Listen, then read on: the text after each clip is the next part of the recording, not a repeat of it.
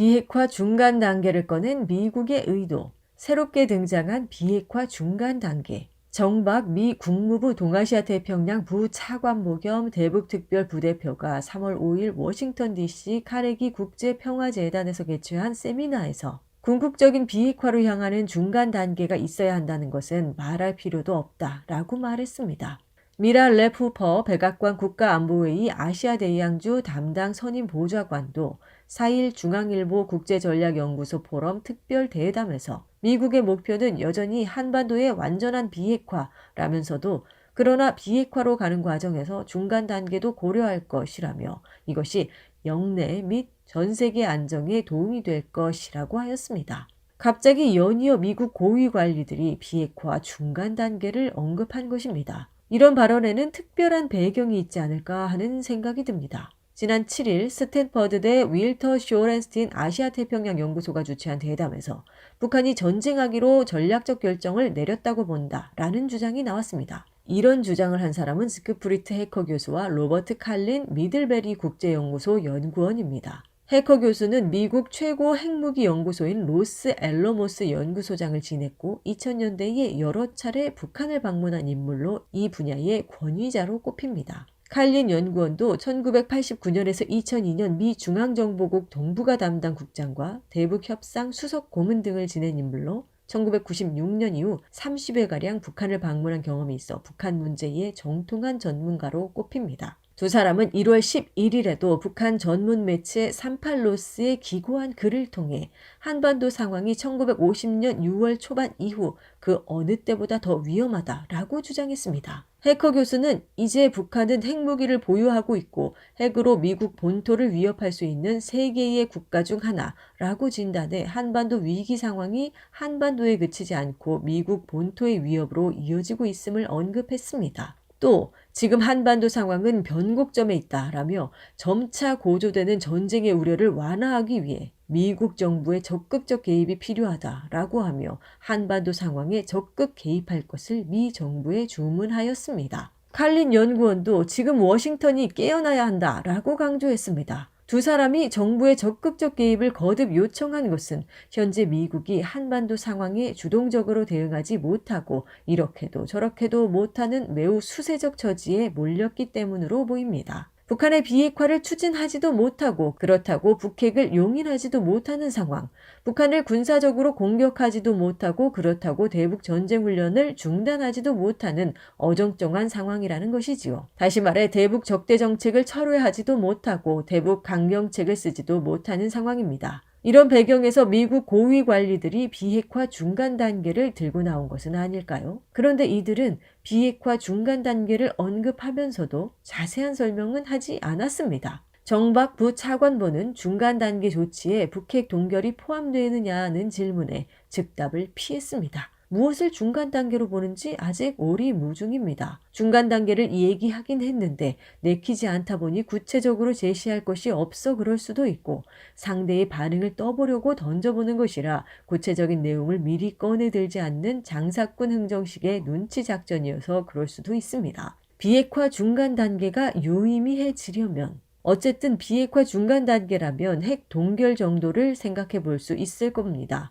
전에도 북미 협상 과정에서 미국은 핵 폐기 전 단계로 핵 동결을 주장해 왔습니다. 핵 동결을 위해서는 서로 요구 조건을 가지고 협상해야 합니다. 서로 주고받는 게 있어야 협상이라고 할 수 있겠지요. 북한은 핵과 미사일을 여러 종류로 대량 생산하고 실전 배치까지 완료했으며 끊임없이 신형 핵무기를 개발하고 있습니다. 이것을 동결하려면 미국이 그만한 것을 양보해야 합니다. 미국은 핵 동결의 대가로 평화협정이나 북미 수교를 내세울 수 있습니다. 그러나 북한은 2019년 하노이 북미 정상회담 이후 북미 대화에 관심이 없고 오로지 등가 교환만을 요구합니다. 예를 들어 북한이 핵 동결을 하면 미국도 핵 동결을 해야 하며 북한이 핵 군축을 하면 미국도 핵 군축을 해야 한다는 것입니다. 따라서 북한의 비핵화를 요구하려면 미국도 비핵화를 해야 합니다. 그러면 미국은 중국, 러시아도 비핵화하라고 요구할 것이고 중로는 영국, 프랑스, 인도, 이스라엘의 비핵화를 요구하고 인도는 파키스탄의 비핵화를 요구하는 식으로 해서 결국 모든 핵 보유국이 비핵화하는 전 세계 비핵화로 가게 됩니다. 있습니다. 비핵화는 어느 한 나라나 그 상대방까지 두 나라만 할 수는 없습니다. 어쨌든 미국이 한반도 상황에 적극 개입하려고 비핵화 중간 단계를 제안한 것이라면 북미가 함께 비핵화 중간 단계를 상정하고 협상한다고 가정할 때 괜찮은 제안일 것입니다. 비핵화 중간 단계를 꺼낸 미국의 의도. 그런데 생각해보면 미국이 협상하려고 했으면 2019년 하노이 북미 정상회담의 협상 조건이 가장 좋았을 것입니다. 당시 회담에서 북한은 영변의 모든 핵시설을 완전히 폐기하는 것을 제안하였고 그 대가로 대북 제재 가운데 민생 관련 부분 해제를 요구했습니다. 그마저도 북한이 합의를 위반하면 자동으로 제재 복귀를 할 수 있다는 이른바 스냅백 조항을 넣는 것까지 북한은 양해하겠다고 하였습니다. 영변 핵시설은 당시 북한 핵개발의 핵심 시설이었습니다.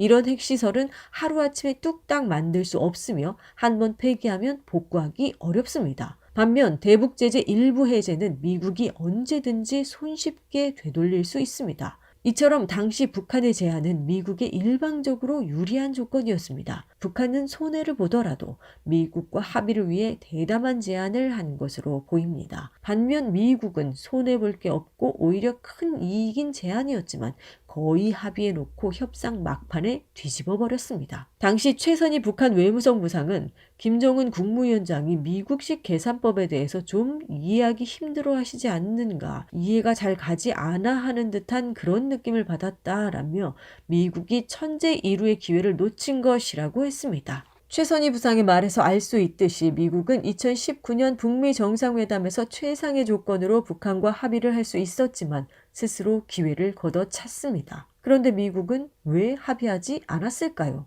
북미 협상으로 받기만 할 뿐 하나도 양보하지 않겠다는 미국의 이기주의, 도둑놈 심보가 있었기 때문입니다. 2020년 3월 5일 트럼프 당시 대통령은 북미 협상과 관련해 나는 아무것도 주지 않았다. 대북 제재들은 유지되고 있다. 나는 어떠한 것도 주지 않았다. 라고 자랑스럽게 이야기했습니다. 장사꾼 사이의 거래라면 이것을 자랑스러워할 수도 있을 것입니다. 그러나 일반인 사이의 관계라면 이건 파렴치한 행위입니다. 어떻게 나는 하나도 주지 않고 상대 것만 빼앗겠다고 생각할 수 있느냐 이 말입니다. 협상에서 기본 예의도 도의도 없는 것이죠. 국가 간 협상에서도 나는 하나도 안 주고 오로지 받기만 하겠다는 건 그냥 상대국을 약탈하겠다는 것과 똑같습니다. 미국은 하나도 양보하지 않고 다 먹으려는 이기주의에 빠져 협상을 망쳤습니다. 북한은 미국과 이런 협상을 다시는 하지 않겠다고 단호하게 선을 그었습니다. 그렇다면 이제 와서 2019년 북미 정상회담 때와 달리 미국이 진심으로 북한의 대화를 요구할 수 있을까요? 그것도 힘들어 보입니다.